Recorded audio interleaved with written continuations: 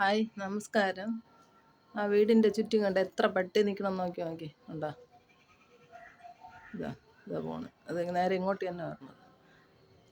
ഈ ഇത്രയും പട്ടികൾ ഇവിടെ വന്ന് കൂടാൻ കാരണം ഇവിടെ ഈ മൂന്ന് വീട്ടുകാരെന്ന് പറഞ്ഞാൽ മൂന്നുപേരും വിഴിഞ്ഞ കടപ്പുറത്തുനിന്ന് വസ്തു ഇവിടെ 3 സെൻറ്റ് വീതം വാങ്ങിച്ച് വീട് വെച്ചവരാണ്. അതിൽ ഇരിക്കുന്ന നടുക്കിരിക്കുന്ന കാണുന്ന ആ വീട്ടിലുള്ള ഒരു സ്ത്രീ എന്ന് പറഞ്ഞാൽ ഭയങ്കര ഭയങ്കര ഒരു സാധനമാണ്.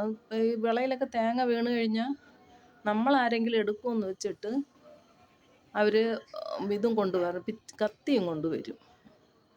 അങ്ങനത്തെ ഒരു ഇതാണ്. അതുകൊണ്ട് പട്ടികളാണെങ്കിൽ പിന്നെ ഭയങ്കര ശല്യവും കൂടിയാണ്.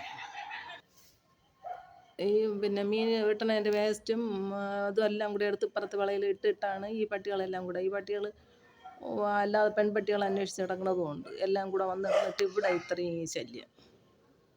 നമുക്കിപ്പം വെളിയിലിറങ്ങാൻ പോലും ഇറങ്ങാൻ പറ്റാത്ത ഒരവസ്ഥയാണ്. നമ്മൾ പിന്നെ വീട്ടിനകത്ത് ഇവിടെ വേറെ കൊച്ചു കുട്ടികളും ഇതൊന്നും ഇല്ലാത്തത് കൊണ്ട് കുഴപ്പമില്ല.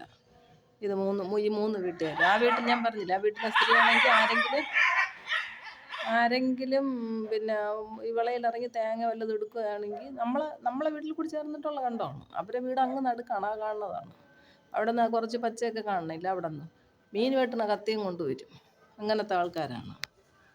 പിന്നെ ആ വീട്ടിലുള്ള അങ്ങറ്റത്തുള്ള വീട്ടിലെന്ന് പറഞ്ഞാൽ ഇത്തിരി ഒരുവിധം ഡീസൻ്റാണ്, വലിയ കുഴപ്പമില്ല. ഇതൊക്കെ എല്ലാം മീൻ കച്ചവടത്തിന്, അവിടെ വിഴിഞ്ഞത്ത് മീൻ കച്ചവടത്തിന് പോണവർ ആണ്. ആദ്യമൊക്കെ വന്നപ്പോൾ വലിയ ശല്യമൊന്നും ഇല്ലായിരുന്നു. അത് കഴിഞ്ഞപ്പോൾ പിന്നെ അവർ യഥാർത്ഥ കടപ്പുറം സ്വഭാവം അവർ കാണിച്ചു തുടങ്ങി.